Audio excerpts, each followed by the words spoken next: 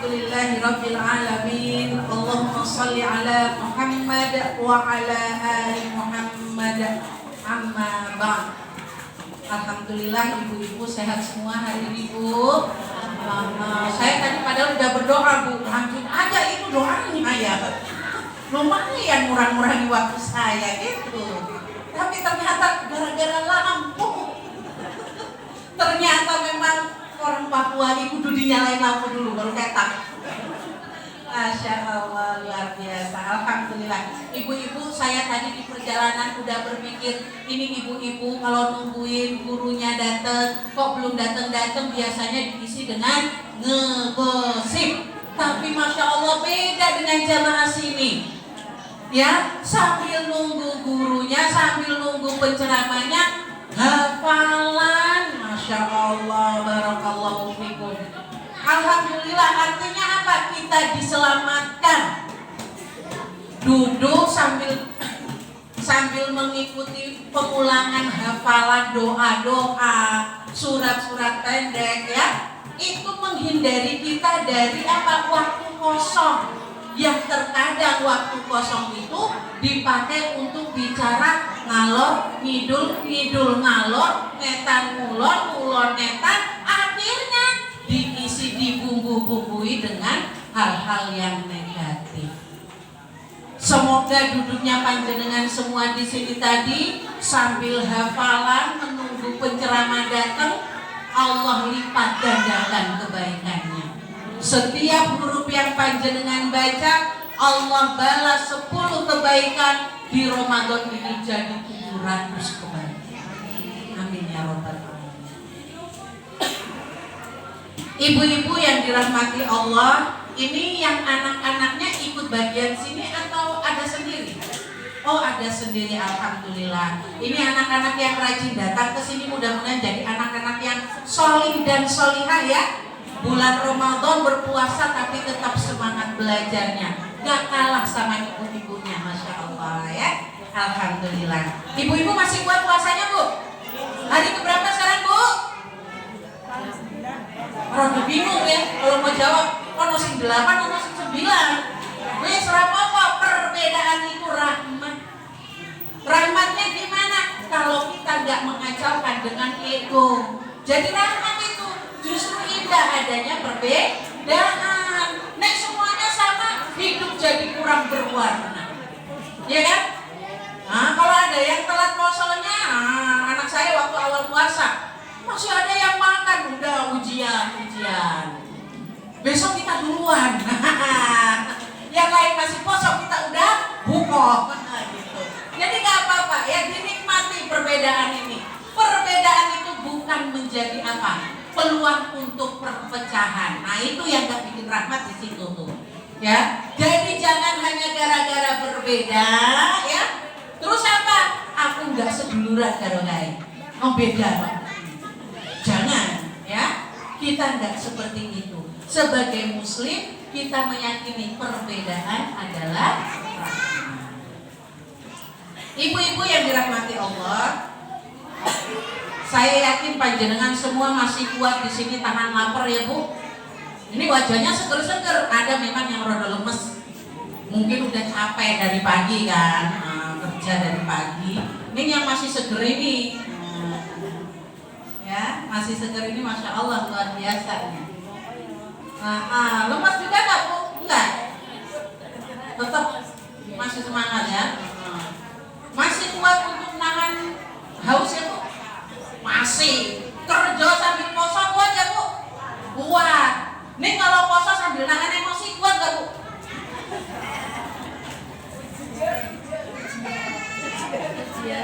Yang punya anak kecil mau berangkat ke sini, anaknya masih asik lari-lari, waktunya udah mepet, kira-kira gimana tuh? Masih sabar apa enggak tuh? Masih bisa model bidadari nggak ya? Nah, di sini kita mandi yuk. Ayo sebentar lagi kita mau ke masjid. Ayo anak Solihah, masih kayak gitu nggak, Bu? Anaknya nggak mau ya. Dari yang ayo nak kowe ini dikandani. Ini tulis sholat. Berubah terusan. Bidadarinya hilang seketika ya. Inilah kita ya Bu, Ramadan bertahun-tahun kita jalani ya, berulang kali. Tapi kalau untuk urusan emosi, rasa-rasanya kayak masih netep aja dia. Puasa nggak puasa, kalau mau emosi ya emosi aja. Ya nggak? Kok nggak ada perubahan? Pertanyaannya jadi kayak gitu. Terus puasanya selama ini gimana? Katanya puasa buat bisa nahan emosi. Lah kok nggak bisa nahan? Apa sebab? Kan gitu jadinya. Wes aku sudah tak coba sekuat tenaga untuk gak emosi. Pokoknya apapun yang terjadi kiri kanan aku berusaha tahan. Ini kok ya didiamkan kok malah makin jadi. Biasanya gitu. Kalau ibu-ibu ngeliatin keributan mau sabar, dia diem dulu, diem. Satu sambil ngitung, satu. Masih juga dua. Kalau nggak puasa biasanya terus satu, dua, gitu. Tapi karena puasa ngitungnya dalam hati. Jadi terkadang kita ini apa Bu? Kuat puasa tahan lapar, ya, haus. Walaupun lagi lapar, lagi haus, tetap kuat bekerja. Tapi yang paling menyusahkan itu adalah ketika harus menahan emosi. Di saat Ramadan sudah tahu ini setannya dibelenggu, tapi begitu Bapak naruh handuk sembarangan, wes lah, itu setan-setan keluar semua. Ya enggak? Sudah kita tahan dari pagi ini, giliran Bapak mandi naruh handuk basah di atas kasur. Sudahlah kita bersabar, kunci motor udah biasa di gantungan, masih juga ditanyain, Mak kunci motor mana? Kayak peripate nangan di kayak nang orang film.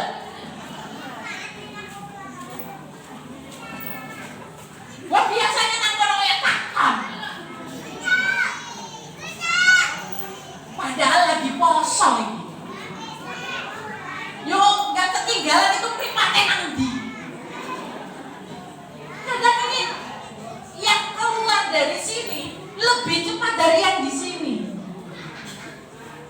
Ini nggak cuma jenengan ini saya dapat cerita, bukan maksudnya ngomongin jenengan enggak yang di sini. Insya Allah Bu sabar semua. Ini lagi nunggu buka sabar. Ya, ibu-ibu muda kalau urusannya sama anak cilik, itu yang waktu masih gadis Bu, wah nek foto selfie, wah cantik kayu tenan. Giliran jadi ibu rumah tangga berubah tampilannya. Udahlah dasarnya waktu gadis alergi pakai daster Bu. Begitu jadi ibu rumah tangga punya anak cilik, daster adalah kebanggaanku. Tidak ada daster, tidak ada kebahagiaan. Karena itu anginnya kurang sekali kalau tidak pakai daster. Dan itu juga adalah alat paling cepat. Nek bocah melayu-melayu tinggal cincin kejar. Gak repot pakai daster. Masya Allah ya. Ibu-ibu semua yang dirahmati Allah. Saya tidak pakai acara perkenalan karena saya yakin aja dah udah terkenal di sini. Ya Bu, kita udah ketemu beberapa kali ya Bu. Nah saya ulang perkenalan lagi, habislah waktu kita. Ya, jadi saya langsung saja. Banyak orang yang kuat tahan lapar tapi tidak bisa tahan emosi. Yang jadi pertanyaannya adalah berulang kali kita menghadapi Ramadan, menjalani ibadah Ramadan, tapi kelakuannya atau sikapnya tidak berubah. Apa yang salah? Di mana letak kesalahannya? Padahal Ramadan itu datang, Ramadan Allah ciptakan sebagai langkah atau sebagai sarana kita untuk meraih yang namanya la'allakum tattaqun. Orang yang bertakwa itu yang selalu berhati-hati dalam bersikap. Orang yang bertakwa itu yang selalu hati-hati dalam bertutur kata. Orang yang bertakwa itu yang selalu hati-hati dengan pikirannya, dengan hatinya. Ya, ini masih ngomong. Terkadang nggak diomongkan langsung depan orangnya, dibuatlah story WA. Kalau Simba nggak apa-apa kalau nggak ngerti story WA ya Mbak. Nah, berapa apa Mbak? Pokoknya udah itulah dunia sekarang Mbak. Orang ngegosip nggak kayak dulu di pasar, di warung. Orang sekarang ngegosipnya di HP, dibikin status. Oh katanya ngaji, nyatanya di masjidnya kayak gitu. Ya, banyak orang yang merasa sudah menjadi lebih baik dari orang lain, sehingga dengan yakinnya menuliskan story apa? Menceritakan aib orang lain. Gak sadar, merasa dia yang sudah paling benar, orang lain salah semuanya. Dikabarkan lewat story WA biar apa? Diketahui teman-temannya. Betul dia nggak ngegosip sama orang kampung, tapi dia ngegosip di dunia online. Banyak yang terjadi seperti ini Bu. Teknologi itu ya sifatnya netral, tergantung siapa yang megang. Sama dengan pisau ya kan? Pisau itu di tangan orang, di tangan koki bisa jadi makanan lezat. Tapi kalau di tangan seorang penjahat bisa jadi kejahatan yang timbul. Sama teknologi juga gitu, HP kayak gitu. HP di tangan orang yang beriman bisa dijadikan sarana dakwah. Tapi kalau dipakai oleh orang yang iri hati, merasa diri lebih baik, maka itu bisa menjadi sarana dia meluapkan perasaan dia yang tidak terkata.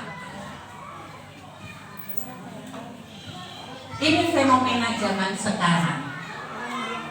Kalau Simba dulu aman, arek ngegosip aja pakai tenaga. Ada berita api, kudu pergi ke warung dulu, atau paling enggak ke tetangga sebelah rumah. Iya kalau tetangga ada, kalau nggak ada nggak jadi ngegosip. Lah sekarang jenengan nggak perlu ngumpul di tempat ramai, cukup berdiam di dalam rumah, pegang saja ibu kotak kecil, selesai semua informasi, semua gosip ada di situ. Inilah kita manusia sekarang yang sudah menjalani Ramadan bertahun-tahun, berkali-kali, tapi sifatnya belum berubah. Masih saja senang gosip dengan cara yang berbeda sekarang. Benar gak ini Bu? Ini terjadi juga gak di tempat jenengan? Enggak. Khusus jamaah sini gak ada yang kayak gitu. Oh udah bendinonya rajin ngaji kok. Nah rajin ngaji setiap hari kok ya masih ngegosip. Nah itu ngaji apa? Insya Allah yang di sini gak ada. Kalau ada tolong laporan ya.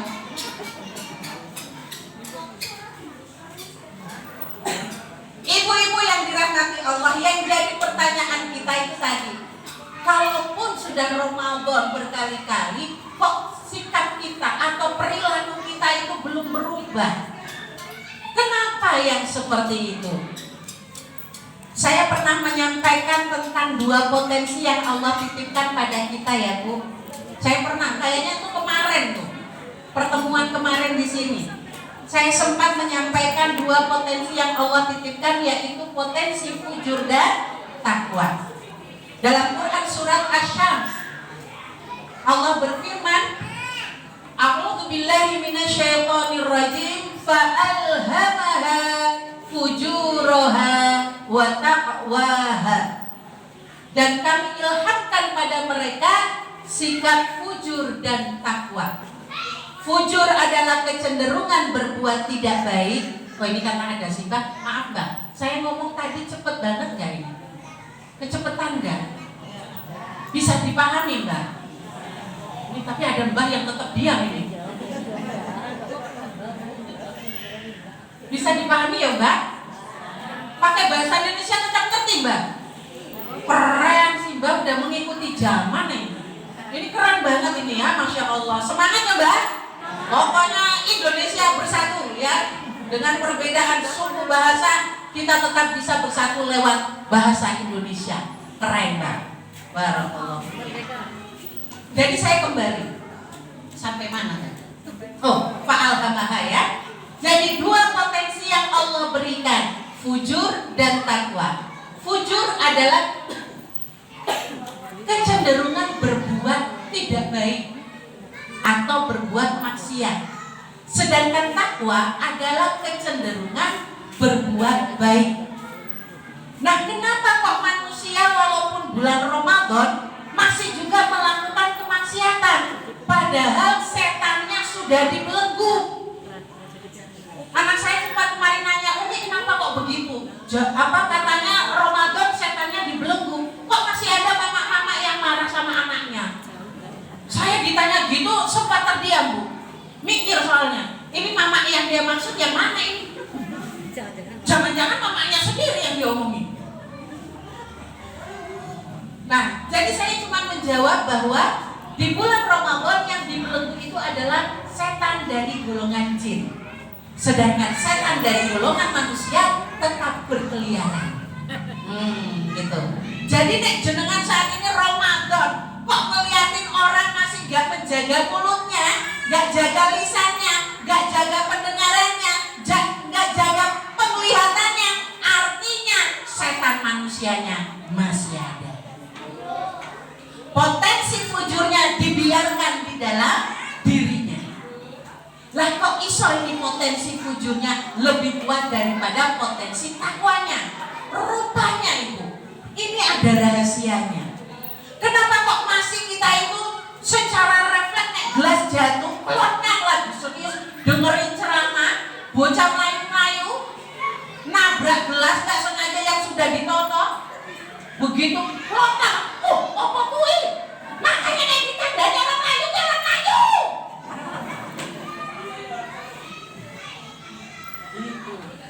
Kok masih bisa seperti itu? Ada rahasianya ternyata. Kayaknya saya juga pernah menyampaikan di sini bahwa yang mengendalikan fujur dan takwa kita adalah sebuah mesin yang ada di kepala kita. Namanya mesin otak. Mesin apa Mbak? Otak. Ya, mesin otak. Oleh para ahli, nih para ahli nih. Ini ada bahasa ilmiahnya, tapi saya nggak kasih bahasa ilmiah. Wong yang nggak ilmiah saja bisa lupa, apalagi yang ilmiah. Jadi saya kasih bahasa yang gampang diingat. Jenengan mengerti lantai rumah? Ini ya lantai ya Bu. Nah, lantai ini ada rumah itu yang namanya lantai 1 bangunan itu ya. Terus ada yang punya lantai 2, pernah lihat Bu? Pernah lihat nggak lantai 2 ya?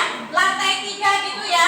Nah, jadi mesin di kepala kita yang tadi namanya otak oleh para ahli itu dibagi 3 bagian. Saya menyebutnya 3 lantai. Jenengan ingat-ingat ya ini.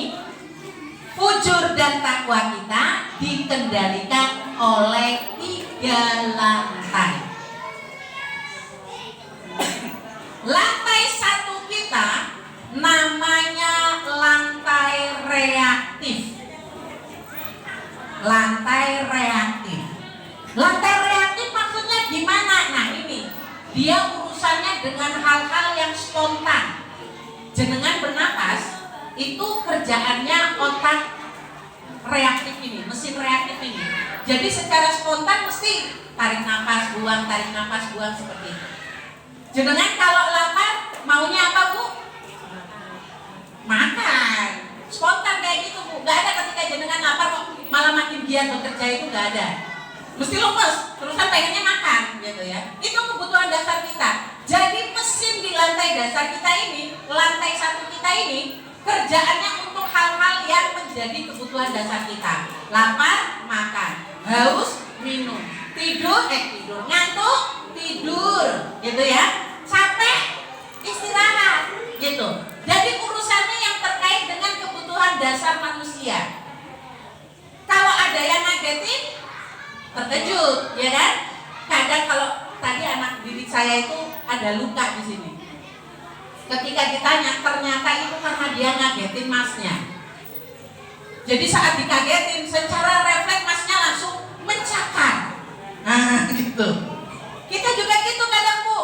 Begitu udah ngingetin bocah jangan melayu, ternyata melayu dan jatuh gubrak. Spontanitas kita ngadeg. Makanya nanti kagak nih. Nah gitu. Piring kaleng jatuh kelontang. Astagfirullah. Nah itu model kayak gitu. Itu namanya spontanitas. Jadi itu lantai satu kita tuh. Jadi ketika jenengan kaget, begitu atau jenengan ketakutan, ya, begitu takut dikejar anjing langsung melayu. Nah itu spontanitasnya tuh. Lantai satunya yang aktif. Gitu ya. Nah jadi sekarang jenengan sudah ngerti. Oh berarti apa yang saya lakukan itu ada yang perintah.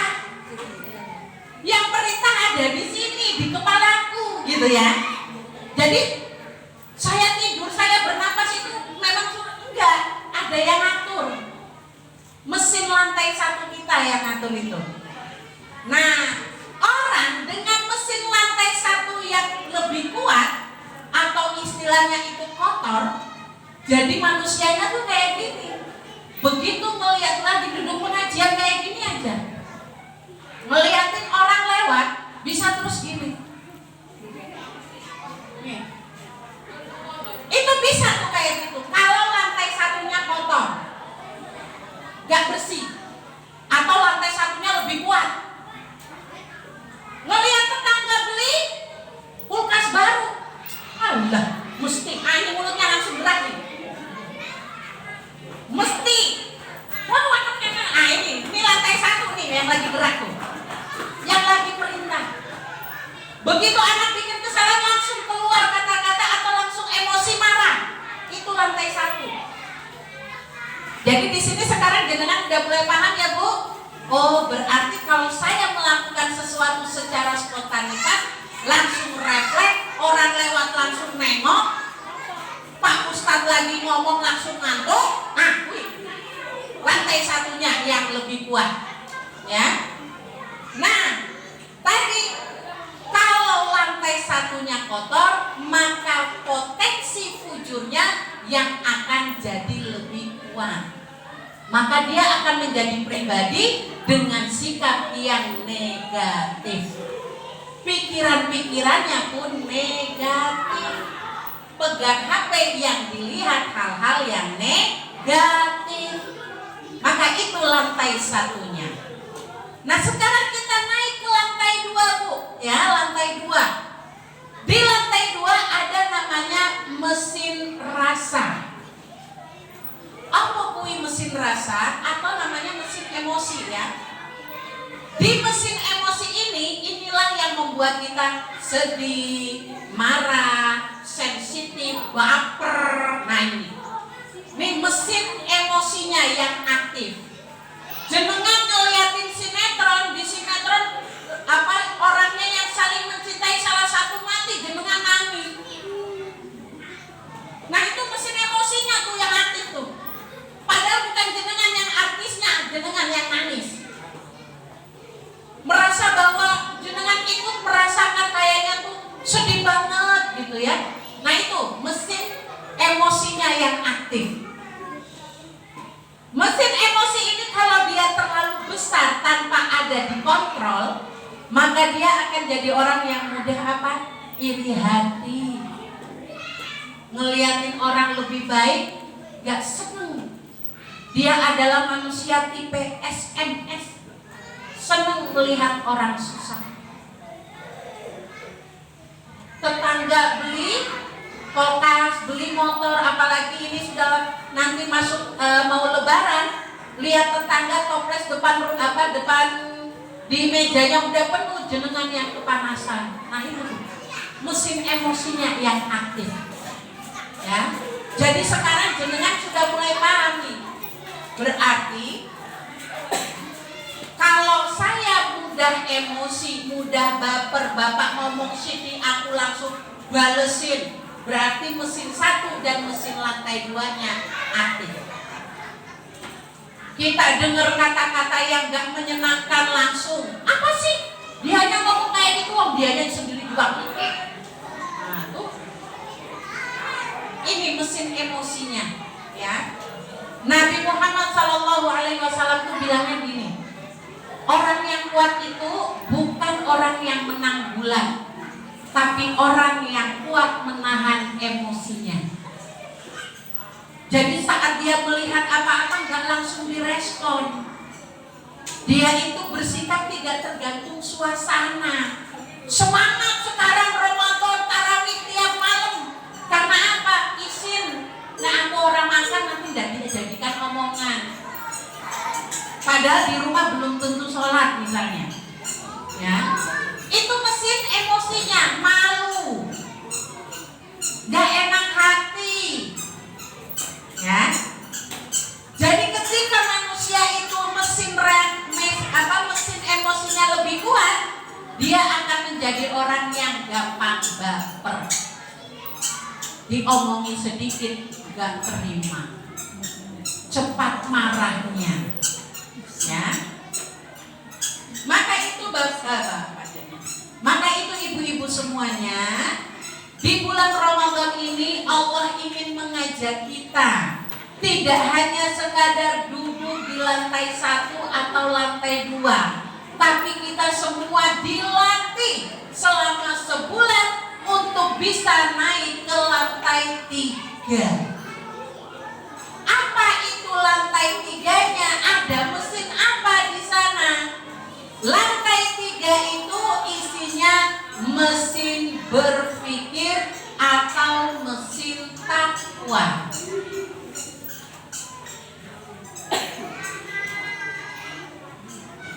Di mesin takwa ini, ibu-ibu semua, kita diajak oleh Nabi Muhammad, kita dibimbing langsung oleh Allah untuk apa? Untuk menata mesin lantai 1 dan mesin lantai 2 kita. Dengan apa?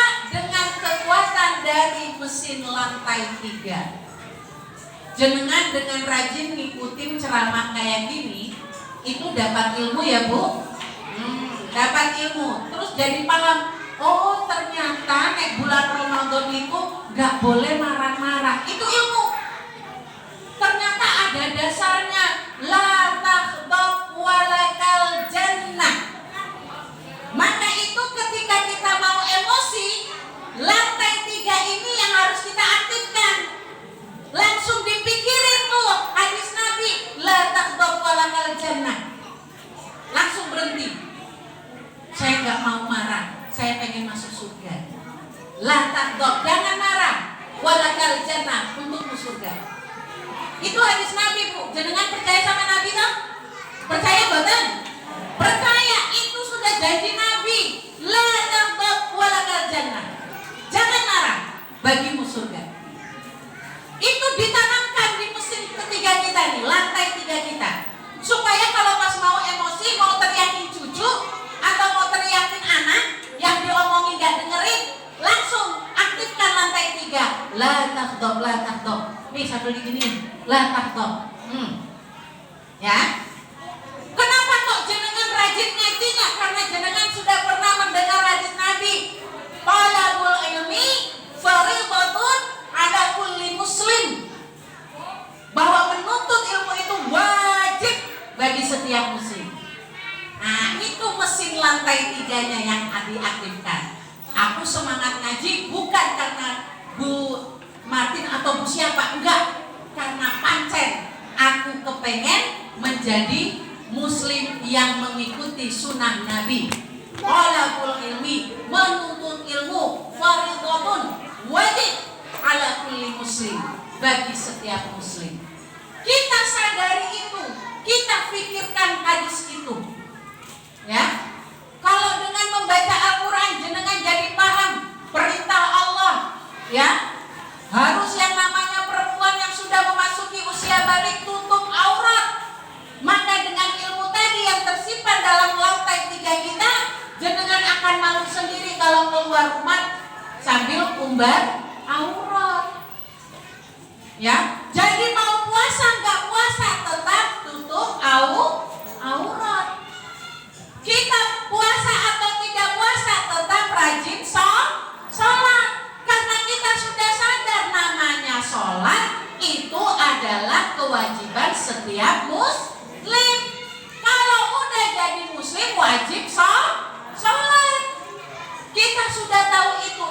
adanya di lantai 3. Maka dari itu ketika orang yang punya lantai 3 kuat, setiap perbuatan dia, setiap perkataan dia pasti terkontrol. Ada yang mengontrol, ya, mau marah tahan, lantai 3-nya langsung aktif, lantak wala kaljana, sabar, gitu. Saya pernah kasih tipsnya kayaknya ya kan? Tarik napas, gitu kan? Kalau udah datang emosi, menghadapi situasi yang membuat emosi, diam, tarik napas, lepas pelan-pelan. Jangan sampai kita lupa tarik nafas, lupa diam sebentar. Yang terjadi apa, Bu? Astagfirullahaladzim. La ilaha illallah dibaca kita dari kayak ngeyel. Apik teman. Awalnya wis apik, kalimat thayyibah masya Allah. Itu kan masya Allahnya pakai nada. Masya Allah.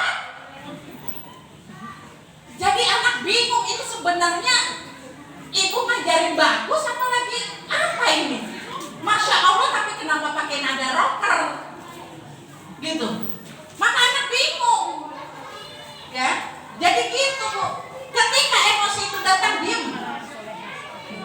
Bu, saya di rumah juga kayak gitu, Bu. Suami kadang iseng. Kata dia alasannya gini, nanya yang sepele itu untuk menumbuhkan rasa cinta katanya. Ini nggak lihat situasi. Lagi kita sibuk di dapur, udah mau berbuka, nanya yang remeh-temeh. Gitu. Ini dipanasin apa enggak? Padahal udah jelas sudah lagi dipanasin. Itu baru bapaknya, belum anaknya yang sembuh. Satu-satu nanya, Umi, habis ini Umi mau ngisi di mana? Dah satu jawab, di Gabusan. Nggak lama, Bu, 5 menit kemudian datang lagi yang berikutnya. Hari ini Umi ngisi ya, Umi? Di mana, Mi? Gabusan. Yes. Nggak cukup, Bu. Nanti datang lagi, merasa wajib untuk bertanya ulang. Akhirnya apa? Kalian nggak lihat itu kalender tuh? Udah Umi lingkarin. Dilihat ya, kalau dilingkar di sini.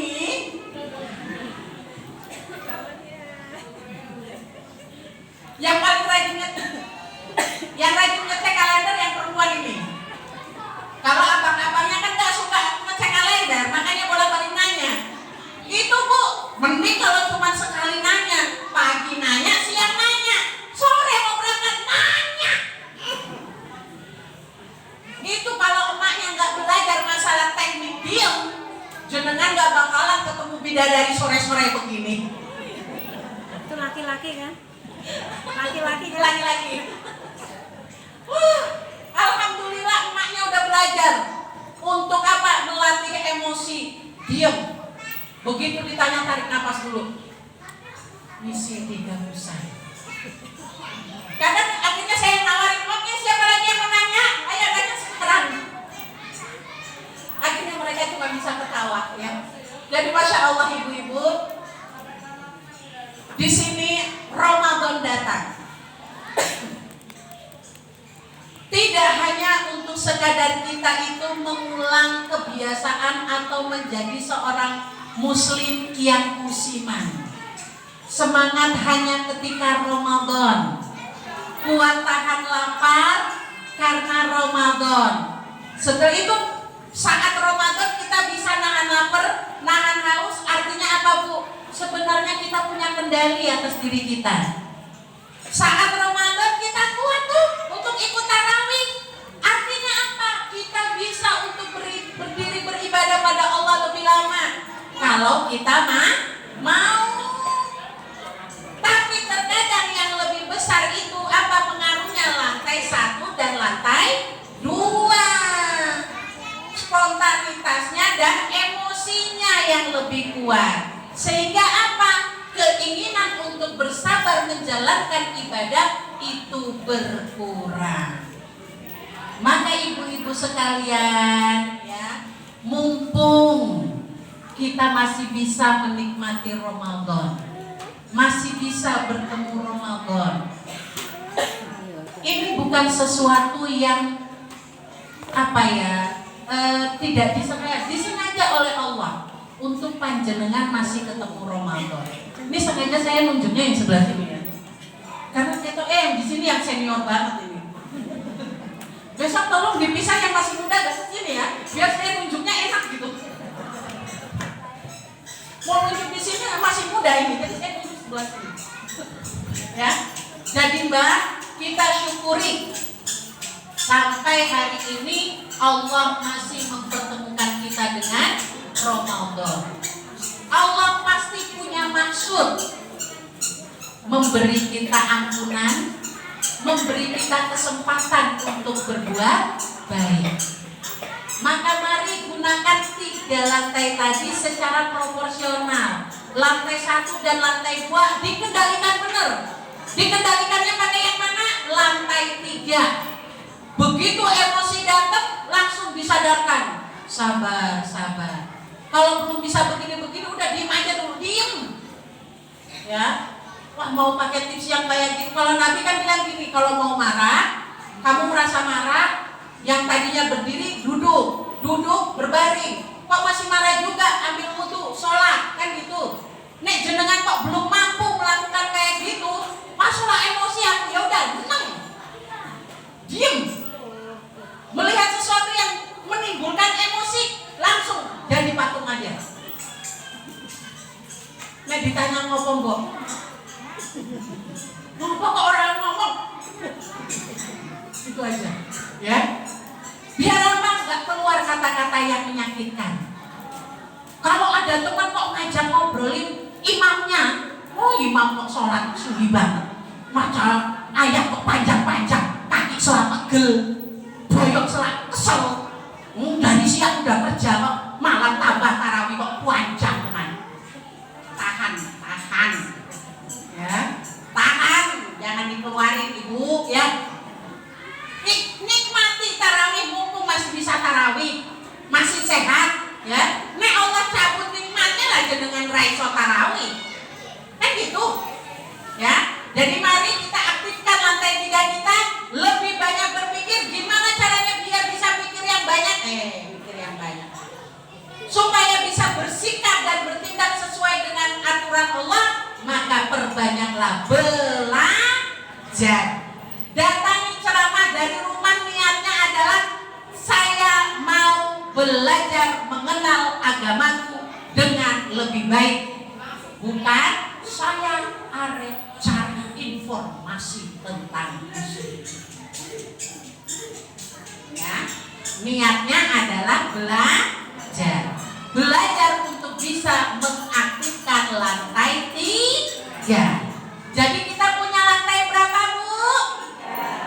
Lantai 1, lantai reaktif. Lantai 2, lantai emosi.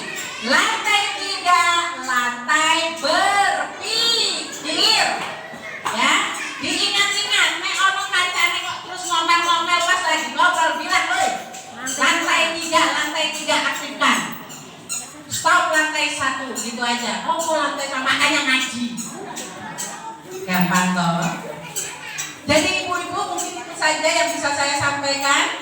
Mudah-mudahan bermanfaat untuk kita semua, khususnya bagi saya sendiri. Perjuangan Bu, nahan emosi itu, ya.